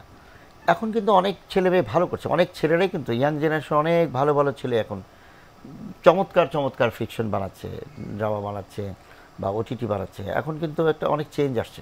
তারা দেখা যায় যে মানে অনেক সুযোগ আছে, বাইরে অনেকে পড়াশোনা করেছে বা বাংলাদেশে থেকেই অনেক চিন্তা চেতনা তো আসলে যারা ভাবলেই তো নতুন কিছু বেরোয়, নতুন কিছু করার সুযোগ আসে। এখন অনেকে কিন্তু ভালো বানাচ্ছে। তা আবার অনেকে আছে দেখা গেল যে ওই ভাবনাটা ভাবে না, তারা আবার টিকেও থাকে না। তো এখানে যে এমন একটা জায়গা, মিডিয়া টিকে থাকতে হলে অবশ্যই তাকে পাকাপোক্ত করে টিকে থাকতে হবে, জেনে শুনে বুঝে যে আমি যে কাজটা করতে যাচ্ছি এই সম্পর্কে ভালো জেনে কাজটা করতে হবে, তাইলেই অনেকদিন টিকে থাকা যায়। সো এখন আমি মনে করি অনেক পজিটিভ এই সময়টা। আমার কাছে মনে হচ্ছে অনেক নাটকই দেখি যারা ইউটিউবেও নাটক বানায়, তাদের অনেক নাটকই অনেক চমৎকার, গল্প বলার ধরন, ডিরেক্টরিয়াল কাজ, মেকিং, গল্প সবই ভালো ভালো। কিন্তু এখন আমি মনে করি তো আর পরামর্শের কিছু নেই এখানে। আমরা এক ধরনের দর্শক পেয়েছি, আমরা একসাথে হয়তো 10-15 বছর দাবি বেড়াইছি, ওই সময় অনেক দর্শক আমাদের দেখে মানে নাটক দেখা শিখেছে, এরকম পাই। এটা এক ধরনের ছিল, নাটক দেখার তো দর্শক তৈরি হওয়ার একটা ব্যাপার ছিল। তো এখন দর্শক তো নানান রকম আছে, 18 কোটি মানুষের দেশ। সো 18 কোটি, আরও বাংলা ভাষাভাষী বলতে গেলে 30 কোটি। তো বাংলা যারা দেখে, আমার কলকাতা বা যারা সব কিছু মিলে এই বাংলা ভাষাভাষী লোকগুলো কিন্তু প্রচুর নাটক দেখে এখন। তো সেই নাটক দেখার যে অভ্যাস গড়ে তোলা, সেটা একসময় আমাদের নাটক দিয়েছিল, হুমায়ুন আহমেদের নাটক দিয়েছিল, বা ইভেন কি ফারুকী ভাইদের নাটক, মানে বেশ কিছু ছিল যাদের নাটক দেখতো মানুষ। এভাবে কিন্তু নাটক দেখা শুরু হয়েছে। কিন্তু এখন কিন্তু অনেক সুযোগ, প্রচুর সুযোগ আছে। যখন টেলিভিশন ছিল শুধু একটা, মানে স্যাটেলাইট টেলিভিশন ছিল বা বিটিভি ছিল, এখন তো অনেক ধরনের অপরচুনিটি, সেক্ষেত্রেও সুযোগটা অনেক বেশি। একটা ছেলে বা একটা মেয়ে যদি চিন্তা করে আমি এই সেক্টরে কাজ করব, সে যদি জেনে বুঝে আসে তাহলে লং টাইম থাকতে পারবে, এখানে অপরচুনিটি আছে। ইভেন কি যে ও যে ফিল্মের কথা বললো, ফিল্মে তো এখন আপডেট হয়েছে আমাদের দেশের। যদি আমরা ধরি যে আমাদের পাশের দেশ ইন্ডিয়াতে বম্বের যে ফিল্মগুলো ছিল, যে মেকিংয়ের ধরন, যে গল্প বলার ধরন, এবং পাশাপাশি যদি আমরা ধরি সাউথের ফিল্মগুলো, তারা কি চমৎকার গল্প আগের থেকে বলে গেছে। তা আমরা এখানে কিন্তু অনেক পিছিয়ে ছিলাম, এখন কিন্তু কিছুটা হলেও আগাচ্ছে।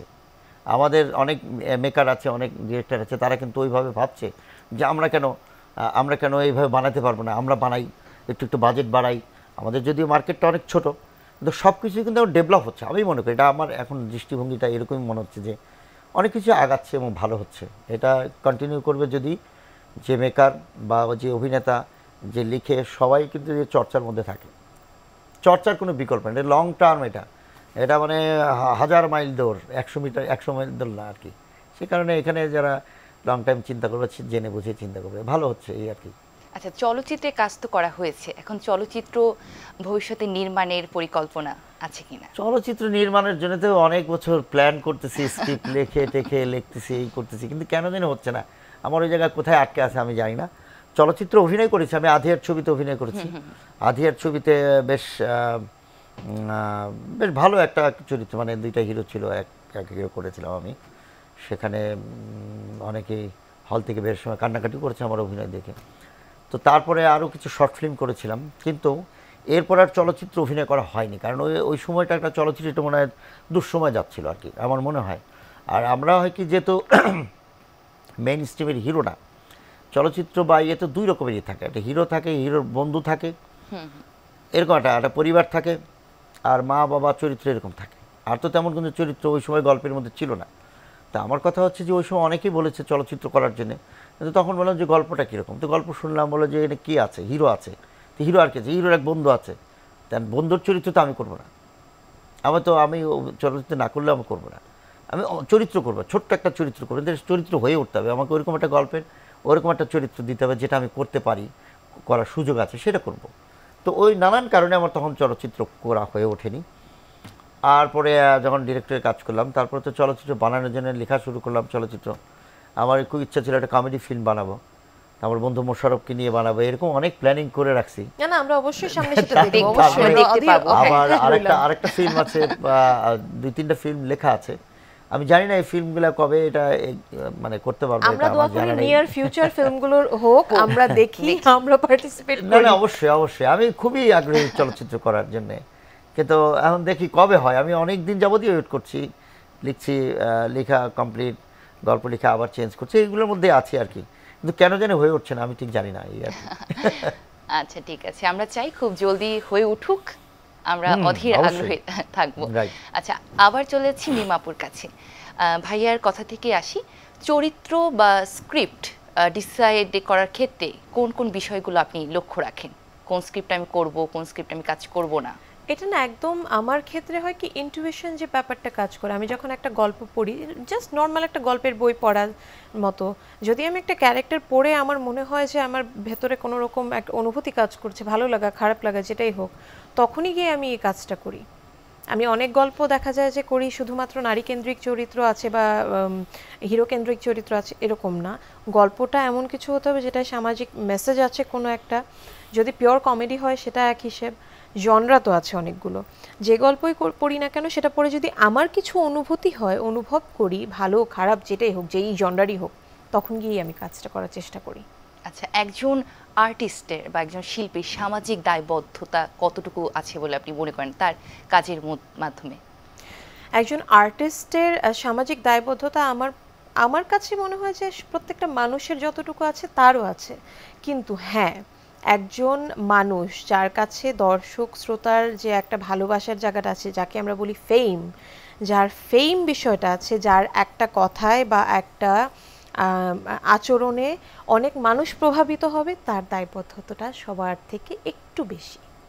একদম, আসলে নাটকের মাধ্যমে কিন্তু একটা মানে অনেক আগে থেকে বাংলাদেশে চলে এসেছে একটা সুন্দর একটা মেসেজের মাধ্যমে দর্শকদের যাতে দিতে পারে, আমাদের সমাজটা আরো বেশি সুন্দর হয়ে ওঠে। ঠিক আপনার কাছে জানতে চাইবো যে নাটক বানানোর সময় এই জিনিসটাই কি আপনার মানে মূল লক্ষ্য থাকে, যে একটা সুন্দর মেসেজ সবার মাঝে ছড়িয়ে দেওয়া? হ্যাঁ অবশ্যই, এটা তো অবশ্যই। আমার যতগুলো নাটক আমি তৈরি করেছি, আমার মনে হয় কোনো নাটক মেসেজ নাই এরকম করিনি, আমার ধারণা আর কি। কারণ আমরা ওইভাবেই শিখেছি নাটক, যে নাটক তো সমাজের জন্যে অবশ্যই আমরা কিছু দিতে চাই, কারণ আমরা যেহেতু নাট্যকর্মী, তো সেই ক্ষেত্রে মেসেজটা না দিলে তো হবে না, শুধুই হাস্যরসের মধ্যে যাবে এবং কোনো মেসেজ থাকবে না। বা আমি যে কারণে অনেক ধরনের নাটক আমি তৈরি করি না, যেসব নাটক আমি মনে করি যে এটা মানুষ হাসবে, কাঁদবে এবং কিছু একটা বুঝবে। আবার আমরা তো শিক্ষকও না যে বোঝাবো জোর করে, সেটাও চাই না। এমনভাবে হয়তো তুলে ধরতে চাই সমাজের একটা অসঙ্গতি, সে অসঙ্গতিটা মানুষ জানলো, অবশ্যই এখান থেকে শিক্ষণীয় ব্যাপার তো অবশ্যই আছে। তো সেক্ষেত্রে কতটুকু মানুষ জানলো বা এটা দর্শকের বিষয়। তারপরে অনেকেই প্রশ্ন করে, তোমার নাটকে আসলে মেসেজ থাকে? অনেকেই বলে। আমি সবসময় চেষ্টা করি কোনো না কোনো মেসেজ দেওয়ার জন্য। একেবারে প্রথম নাটকে যদি ফিরে যাই, প্রথম নাটকে যে বাজেটের একটা কথা বলেন, যে বাজেটে স্বল্পতা থাকে আমাদের, প্রথম নাটকের অভিজ্ঞতা কেমন ছিল এবং বাজেটের ব্যাপারটা কেমন ছিল সেখানে? না, বাজেটের ব্যাপারটা আসলে তখন যে বাজেটটা ছিল, আমি বলি, আমি তো একসময় লেখালেখি করছি, অভিনয় করেছি, প্রডিউস করেছি একসময়। তো তখন যেটা হচ্ছে চ্যানেলে বাজেট ধরেন যেটা ছিল, টাকার মানের একটা ব্যাপার ছিল, যে শিল্পীরা তখন যে টাকাটা পেত, ধরেন একটা কথার কথা, যখন আমি প্রথম দিকে কাজ করতাম, একজন শিল্পী পেত 5,000 টাকা পার ডে। তখন যে টেলিভিশনের বাজেটটা ছিল, তাহলে কাছাকাছি হয়তো একটা অ্যামাউন্ট। তো দেখা গেলো যে 20,000 টাকা সামথিং, আমি বললাম আমি জাস্ট উদাহরণ হিসেবে। তখন আর্টিস্টের বাজেট ছিল 5,000, আর এখন সেই আর্টিস্টের বাজেট যাচ্ছে মনে করো 50, 60, 70, 80 পার ডে। আর আমাদের চ্যানেলগুলো ওই আগের যে বাজেটটা দিত সেই জায়গায় আছে। তার মানে অনেক সমস্যা না? তো এখন প্রথম যখন নাটক বানাতাম বাজেটটা ওইভাবে ছিল, আমি একজন আর্টিস্টকে একজনের জায়গায় একদিনের জায়গায় 3 দিন নিতে পারতাম, 2 দিন নিতে পারতাম। আচ্ছা ঠিক আছে, চরিত্রটা ভালো করে, এবং আমরা 2 দিনের নাটক 3 দিন 4 দিন করতে পারতাম, সেই সুযোগটা ছিল। কারণ যেহেতু আর্টিস্টের রেমুনারেশন অনেক কম ছিল, সবাই এফোর্ড করার বিষয় ছিল। আমরা তখন অনেকভাবে সুন্দর করে, এমনও মনে আছে 5 দিনও নাটক করেছি, এক নাটক করা পসিবল ছিল। তখন আবার আর্টিস্টরা তো ব্যস্ত ছিল না, এখন তো সবাই ছুটাছুটির মধ্যে থাকে, অনেক ব্যস্ত। আর বাজেটটা কমে যাওয়ার কারণে এখন ওই মানে এখন যেটা করতে হচ্ছে যে সময় স্বল্পতার কারণে খুব আটকে করতে হয়। হ্যাঁ, সময় স্বল্পতা, এখন আর্টিস্টরা সবাই আসলে ব্যস্ত, বিজি। কারণ একটা সময় যেটা ছিল যে হয়তো 5টা-10টা নাটক হতো, এখন তো শত শত নাটক হয়। মানে যদি আমি বললাম না, অনেকগুলো প্ল্যাটফর্ম হওয়ার কারণে সবাই ব্যস্ততা বেড়ে গেছে। যাদের একটু কাটতি আছে, যার দেখা গেলো ভিউ আছে, এখন যে ভিউর কথাগুলো আসে তারই অনেক ব্যস্ততা, তাকে পাওয়াই খুব মুশকিল। সো এইভাবে নাটক করাটা অনেক টাফ, এখন অনেক টাফ। এর মধ্যেও কিছু হচ্ছে, এর মধ্যেও কেউ ভালো করছে, কেউ মন্দ করছে, আমার মতো আমি করছি। তো বাজেটের বিষয়টা হচ্ছে যে আমি মনে করি এখনও ভালো বাজেট পেলে অনেক সুন্দর নাটক বানানো সম্ভব। নাটক, ফিল্ম, আমরা তো একটা করে ফিকশন মানে এটা ফিল্মই বলবো।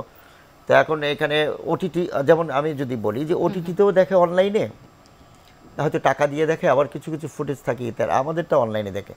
তো মানুষ অনেক সময় গুলায় ফেলে, অনেক দর্শক বলে যে আপনার এইটার তো ওইটা ভালো হয়েছে। আমি যে ওইটার বাজেট তো কয়েক লক্ষ টাকা এক পর্বে, আর আমার এটার বাজেট কত টাকা আপনি জানেন? এটা কীভাবে সম্ভব? এই যে এইগুলো আসলে অনেক দর্শক তার বোঝে না। মানে আমাদের কিছু করার নাই, আমরা যেহেতু এটাই শিখেছি, এটাই করি। তাই এই বাজেট স্বল্পতার কারণে ভালো কিছু আসলে হচ্ছে না। মানে আমি শুধু বাজেটের কথা বলছি না, আরও অনেক মানে সংকট কিন্তু আছে, কিন্তু বাজেট একটা বড় ফ্যাক্টর আমি মনে করি। এই আমরাও আশা রাখি যে এই সমস্যাটা খুব তাড়াতাড়ি সমাধান হয়ে যাক, আমরা আরো ভালো ভালো কাজ পাই। আচ্ছা, এত কাজ করা হয়েছে, এত নাটক অভিনয় করা হয়েছে, আপনার পছন্দের চরিত্র কোনটা? অনেক চরিত্র আছে পছন্দ। যেমন আমি জামাই মেলা একটা নাটক করেছিলাম, কুইজা মিনহাজ, ওটা আমার একটা পছন্দের চরিত্র। হারকিপ্টের যে চরিত্রটা, ওটা আমার আমি আসতে যাচ্ছিলাম হারকিপ্টেতে। গরুচোর করেছি, ওটাও আমার একটা পছন্দের চরিত্র। আলতা সুন্দর একটা মেয়ের অভিনয় করেছিলাম, ওটা আমার একটা পছন্দের। এরকম অনেক পছন্দের চরিত্র আছে। মানে হয় কি, এক একটি নাটক একজন অভিনেতার জন্য, আমার জন্য একটা সন্তানের মতো। কারণ আমি অনেক যত্ন করে অভিনয় করেছি, দর্শক গ্রহণ করেছে, দর্শক এখনও পর্যন্ত ওই নাটকগুলো দেখে, প্রচুর করে। তো ওইটা তো আমার তাদের প্রতি একটা আলাদা সাবকর্নার থাকবেই। সব ধরনের চরিত্রই ভালো লাগে। অনেকেই বলে এই চরিত্রটা দেখলাম আপনার এই নাটকটা দেখলাম, তখন ভালো লাগে আর কি। এই একই জানা ইচ্ছা হচ্ছে মিমাপুর কাছ থেকে, আপুর পছন্দের নাটক কোনটি নিজের অভিনীত? আসলে হয় কি, যখন নিজেকে স্ক্রিনে দেখি তখন ভালো লাগার থেকে হচ্ছে ঘাটতিগুলোই চোখে বেশি পড়ে। হ্যাঁ, যখনই কোনো নাটক অন এয়ার চলে যাওয়ার পর থেকে আলো এটা আমি আরেকটু ভালো করতে পারতাম। এটা প্রত্যেকটা আর্টিস্টের ক্ষেত্রেই হয়, আমার কাছে মনে হয় বাসে গিয়ে প্রতিটা মানুষের ক্ষেত্রেই হবে। তখন দেখা যায় যে নিজের ভালো বা এনজয় করার জায়গায় খুঁতগুলোই চোখে পড়ে। আমার অভিনীত সবকটা কাজ আমার খুব পছন্দ, কিন্তু রিসেন্ট কিছু বছরের মধ্যে যদি বলি, আমি একটি মেগা সিরিয়াল করেছিলাম গুলশান অ্যাভিনিউ সিজন 2, তারিক আনাম খান এবং নিমা রহমানের ডিরেকশনে। তো এই ক্যারেক্টারটা আমি প্রায় 2 বছর টানা কাজ করেছি, এবং রীতিমতো প্রতি মাসের 10 থেকে 15 দিন আমরা শুটিং করতাম। তো দেখা গেছে ওই ক্যারেক্টারটা ধারণ করে ফেলেছিলাম নিজের ভেতর। তো ওই ক্যারেক্টারটার কথাটা এখন সবচেয়ে বেশি মনে আছে, সবচেয়ে বেশি কাছে আছে এখনও, বেশ 2-1 বছর আগেরই কথা।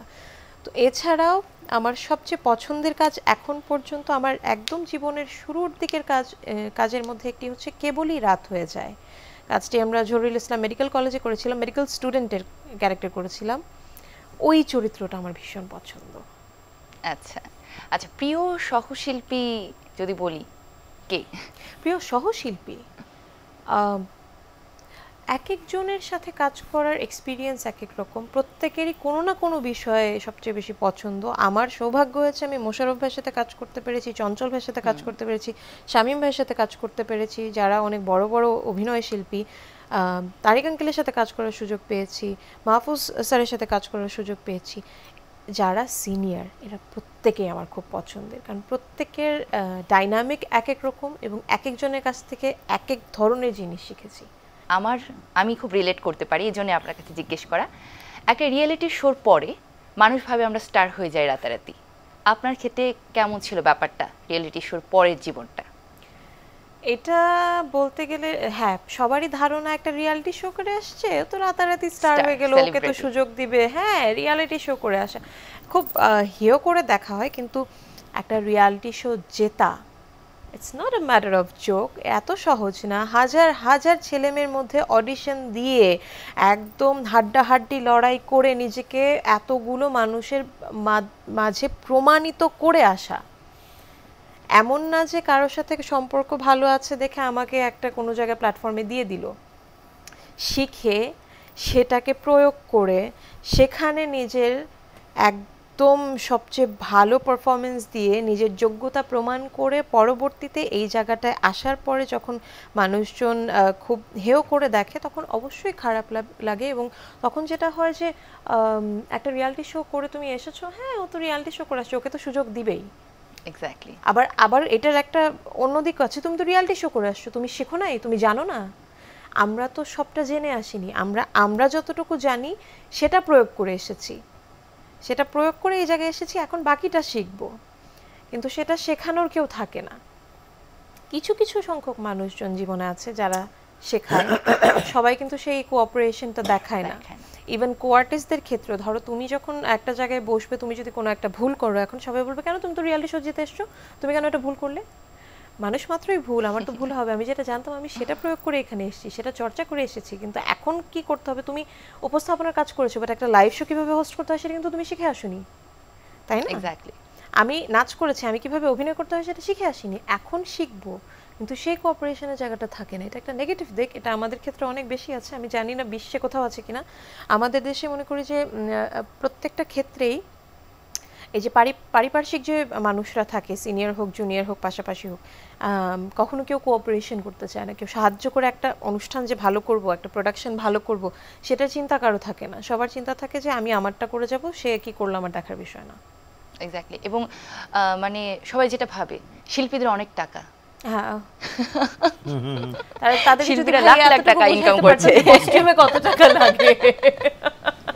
হ্যাঁ, এটা যদি বম্বে বা সাউথের ফিল্ম ওদিকে হইতো তাহলে ওদের টাকা আছে। একটা ফিল্ম করে ওরা তো এক একজনের একটা সামান্য একটা চরিত্র অভিনয় করে 2 কোটি 3 কোটি, রেমুনারেশন তো অনেক বেশি। আর আমাদের এখানে তো যে রেমুনারেশন তাতে তো ভাইয়া যে কথাটা বলছিলেন যে বাজেটের বিষয়, বাজেটটা কমে গেছে, কিন্তু কিছু ক্ষেত্রে কিছু মানুষের পারিশ্রমিক বেড়েছে, কিছু মানুষের বাড়েনি। আবার আমাদের প্রতিবন্ধকতার জায়গাটা এরকম, যখন আমরা নাটকের ক্ষেত্রে কাজ করি, কস্টিউম কিন্তু আমরা নিজেদেরটা করি, আমাদের কিন্তু কস্টিউম ডিপার্টমেন্ট থাকে না যে আমাদেরকে, যেটা ওটিটি প্ল্যাটফর্ম অথবা বড় বড় ফিল্মে হয়তো বা থাকে বিগ বাজেটের কাজ যেগুলো, যে তাদের আলাদা একটা সেক্টর ডেডিকেটেড থাকে, একটা বাজেট ডেডিকেটেড থাকে, এটা কস্টিউমের। এটা কিন্তু আর্টিস্টরা পাচ্ছে না বা আর্টিস্টরা এটা চার্জ করছে না। আমাদের যে পারিশ্রমিকটা পাই সেটা দিয়ে আমাদের যে চরিত্রই হোক, একটা বড় লোকের চরিত্র হলে সেটার কস্টিউম আমারই জোগাড় করতে হচ্ছে, একটা গরিবের চরিত্র হলে সেটার কস্টিউম আমারই জোগাড় করতে হচ্ছে।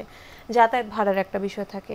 মানে আমি যদি এটা খুলে বলতে যাই, ফিমেলদের ক্ষেত্রে মেকআপ প্রোডাক্টস থাকে, অনেক কিছু আছে, অনেক কিছু আছে। এটা আসলে আমি এটার কথার প্রসঙ্গে একটু বলি যে বাংলাদেশের নাটক বা এই ফিল্ম নাটক, আমাদের যে ইন্ডাস্ট্রি মিডিয়া কীভাবে চলছে, এই যে আমাদের দেশের যে মাটি অনেক উর্বর না, আর কোনো কিছু একটা ফসল দিলে ধাই ধাই করে বড় হয়, আমাদের মিডিয়াটা এরকম। পৃথিবীর কোথাও এই সিস্টেমে কাজ হয় বলে আমি দেখিনি।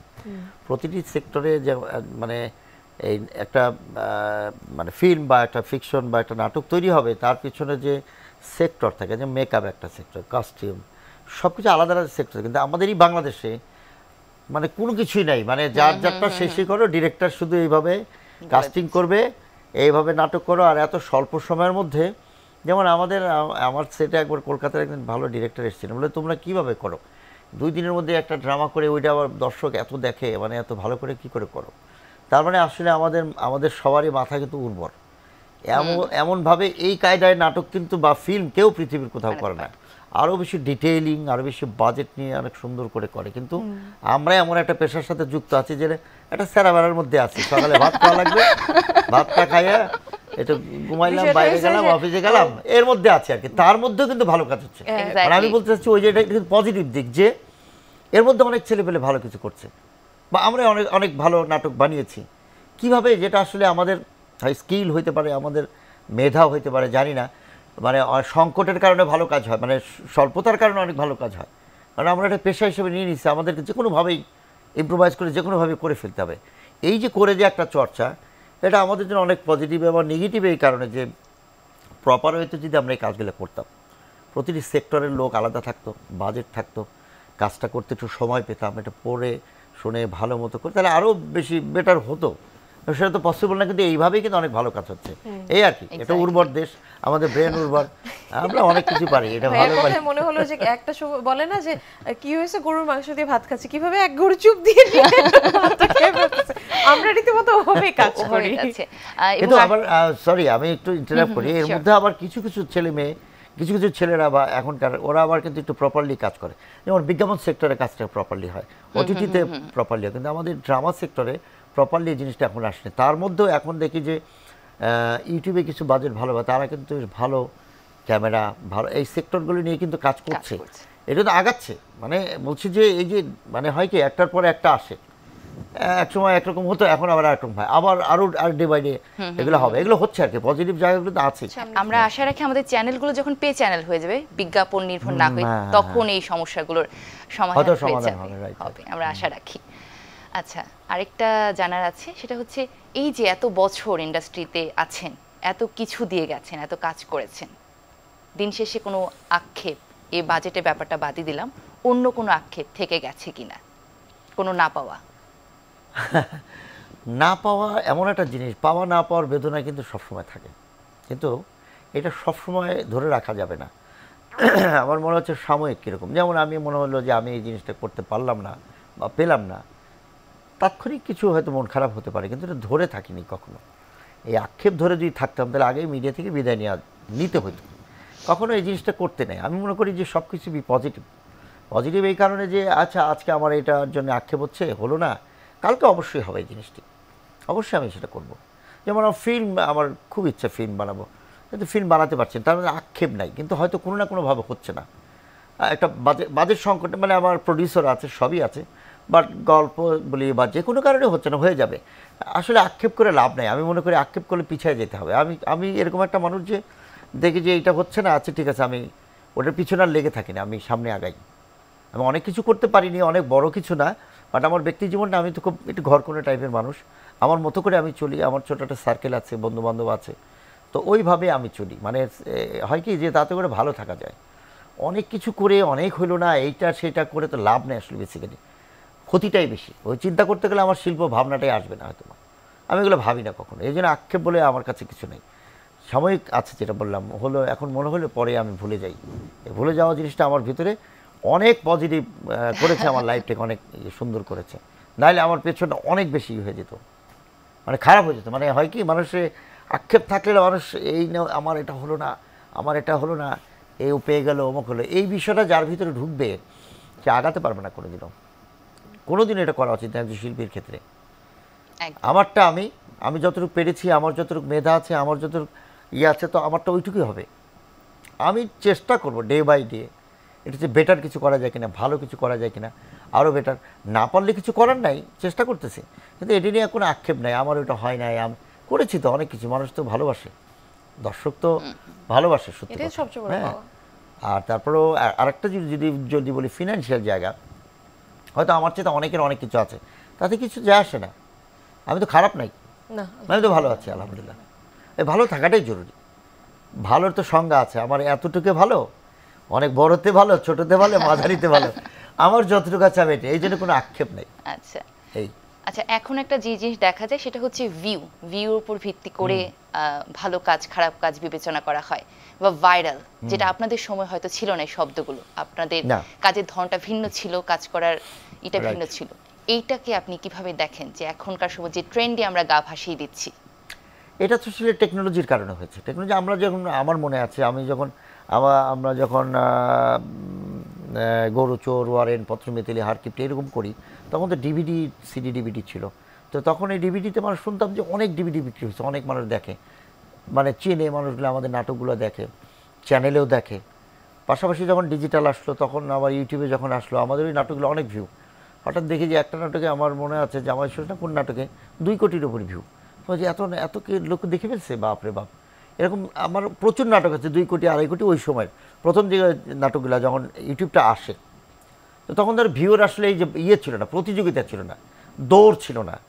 এই যে এইখানে আমি যেটা মনে করি যে ভিউর দৌড়টা এমন একটা, আমার একটা কীভাবে বলবো আমি জানি না, যে আমাদের নাটকের শিল্পীর বাইরেও আমি মনে করি তাদের সেই ধরনের মেধা নাই, কিন্তু তারা ভাইরাল নেগেটিভিটি দিয়ে হতে পারে যে কোনোভাবেই।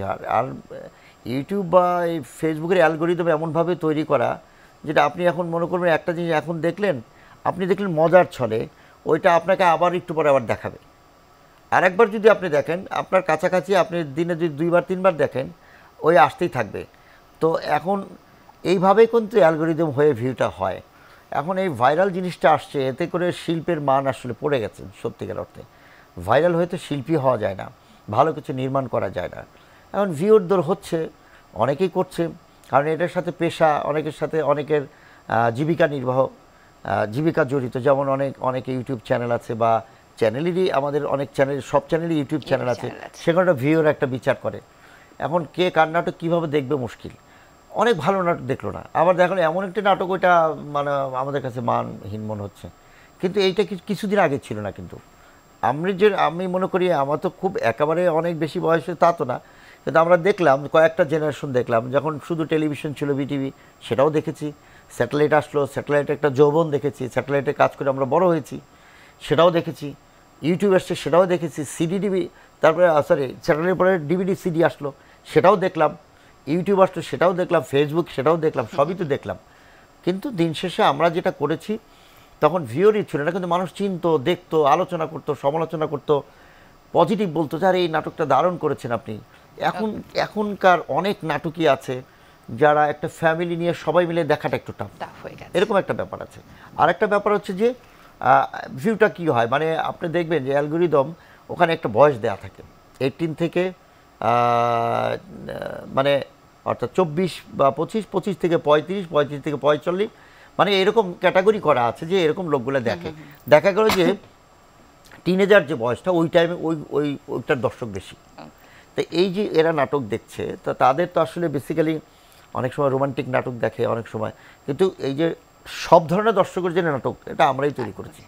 সব ধরনের দর্শকের জন্য নাটক, যেটা ফ্যামিলি নিয়ে সবাই দেখতে পারে, সবাই এনজয় করতে পারে। তো এইটাই আর কি। তো ভিউর দৌড়টা আসলে আমি মনে করি এটা থাকবে। ভিউর দৌড় হচ্ছে যে আসবে জোয়ারের মতো, জোয়ার আসে যাবে, কিন্তু এই থাকবে, ভিউ থাকবে, সবই থাকবে, ভালো কিছু থাকবে, ভালো নাটকও থাকবে, ভালো নাটকের ভিউ হচ্ছে।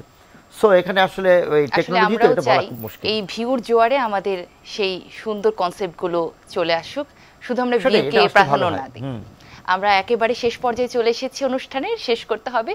এনটিভির দর্শকদের উদ্দেশ্যে যদি কিছু বলতে চান আপনারা দুজনে। এনটিভির দর্শকদের উদ্দেশ্যে বলবো যে আপনারা আমার জন্য দোয়া করবেন, আপনারা ভালো থাকবেন। আপনারা সবাই আমাদের এই অনুষ্ঠানটা দেখলেন, কেমন লাগলো এটা ইউটিউবে পাওয়া যাবে নিশ্চয়ই। আলোচনা সমালোচনা করবেন, ভুল ত্রুটি হলে ক্ষমা করবেন, এবং আমাদের জন্য দোয়া করবেন যেন ভালো কিছু করতে পারি। Thank you.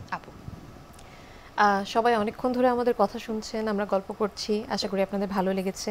প্রথমত এনটিভিকে ধন্যবাদ, এবং রূপকথার রাত অনুষ্ঠানে আমাকে আমন্ত্রণ জানানোর জন্য আরও একবার ধন্যবাদ। জয়াকে, শামীম ভাই ছিলেন এতক্ষণ।